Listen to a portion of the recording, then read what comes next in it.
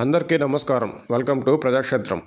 GV Reddy గారి మొత్తం అంశంలో చంద్రబాబు గారు లేదా ప్రభుత్వం నుంచి లేదా టీడీపీ నుంచి ఎవరైనా ఒకరు ప్రజలకు, టీడీపీ క్యాడర్కు సమాధానాలు చెప్పాల్సిన ప్రశ్నలు ఎన్నో ఉన్నాయి.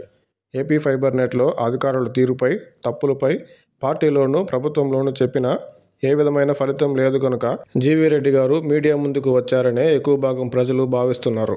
ఎందుకంటే ప్రతిపక్షంలో ఉన్నప్పుడు టీడీపీ చేసిన ఆరోపణలకు కొనసాగింపుగానే ఫైబర్ నెట్ చైర్మన్గా జీవీ రెడ్డి గారు అక్రమంగా ఫైబర్ నెట్లో ఉద్యోగాలు పొందిన వైసీపీ శ్రేణులను, వైసీపీకి చెందిన వ్యక్తులను తొలగించాలని ఆదేశాలు ఇచ్చారు.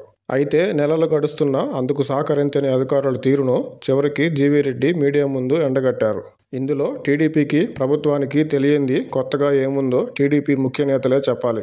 అధికారుల తీరును వివరించే క్రమంలో జీవీ రెడ్డి గారు వాడిన కొన్ని పదాలు ఐఏఎస్ అధికారులకు కోపం తెప్పించాయనడం, అధికారులు నొచ్చుకున్నారనే వార్తలను గత పాలనా అనుభవాలను చూసిన టీడీపీ శ్రేణులు లెక్కలోకి తీసుకుంటారని భావించలేం. అధికారులు చంద్రబాబు గారికి ఫిర్యాదు చేయడాన్ని పక్కకు పెడితే కోట్ల రూపాయల ప్రజాధనాన్ని నెల నెలా జీతాల పేరుతో ఎక్కడున్నారో కూడా తెలియని వారికి అప్పనంగా పనిచేయడాన్ని, ఫైబర్ నెట్ సంస్థ దివాలా తీసేలా చర్యలు తీసుకుంటున్న అధికారులపై తగిన చర్యలు తీసుకోవాలో లేదో టీడీపీ ముఖ్య నేతలే చెప్పాలి. ఏపీ ఫైబర్ నెట్లో జరుగుతున్న పరిణామాలపై జీవీ రెడ్డి గారు చేసిన అనేక తీవ్రమైన ఆరోపణలు నిజమా కాదా అనేది టీడీపీ ముఖ్య నేతలు ప్రజలకు చెప్పాలి. నిజమే అయితే వృధా అయిన ప్రజాధనానికి జవాబుదారీ ఎవరనేది టీడీపీ ముఖ్య నేతలు చెప్పాలి. జీవీ రెడ్డి గారి రాజీనామా అనంతరం fibre net MD IAS Dilip Kumar గారిని ట్రాన్స్ఫర్ చేసిన నేపథ్యంలో జీవీ రెడ్డి గారు చేసిన ఆరోపణలు నిజం కాదని చెప్పే పరిస్థితి లేదు. మరి అలాంటప్పుడు జీవీ రెడ్డి గారు చేసిన తప్పేమిటో, మొదట్లోనే జీవీ రెడ్డి గారు చేసిన ఆరోపణలకు టీడీపీ ముఖ్య నేతలు ఎందుకు చర్యలు తీసుకోలేదో చెప్పాలి.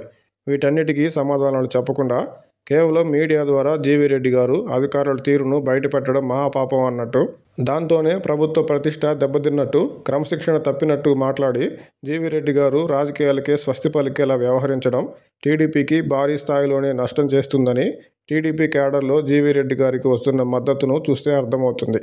జీవీ రెడ్డి గారి రాజీనామాను వెంటనే ఆమోదించడం చూస్తుంటే జీవీ రెడ్డి గారు టీడీపీకి అవసరం లేదని పార్టీ నాయకత్వం ముందుగానే నిర్ణయానికి వచ్చినట్టు కనిపిస్తుంది. అందుకు తగ్గట్టే జీవీ రెడ్డి గారు రాజీనామా చేశారేమో.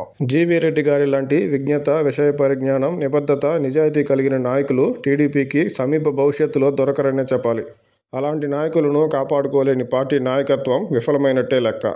మంగ్లీ గారికి దైవ దర్శనం చేయిస్తేనో, నాగార్జున గారితో కలిసి ప్రధానిని కలిస్తేనో తట్టుకోలేక నిజాయితీ గల నాయకులపై సైతం ఆవేదనతో విమర్శలు చేసిన టీడీపీ క్యాడర్ ఇప్పుడు ప్రతిపక్షంలో ఉన్న టీడీపీ కోసం తన కెరీర్ను పణంగా పెట్టి ప్రతిపక్షంలో ఉన్న టీడీపీలో చేరి ప్రధాన మీడియాల్లో టీడీపీకి బలమైన గొంతుగా మారి తన తెలివితేటలతో భిన్నంగా విశ్లేషిస్తూ టీడీపీ క్యాడర్లో, ప్రజల్లో చైతన్యం, ఆలోచన కలిగేలా మాట్లాడి టీడీపీ వాదనలను ప్రజల్లోకి బలంగా తీసుకెళ్లి టీడీపీ గెలుపుకు మీడియా ద్వారా కృషి చేసిన వారిలో మొదటి వరుసలో ఉండే జీవీ రెడ్డి గారికి పార్టీ దన్నుగా లేకపోవడాన్ని, జీవీ రెడ్డి గారిని పార్టీ కోసం కాపాడుకోలేకపోయిన పార్టీ నాయకత్వాన్ని పార్టీ శ్రేణులు ప్రశ్నించకుండా ఎందుకు ఉంటారు?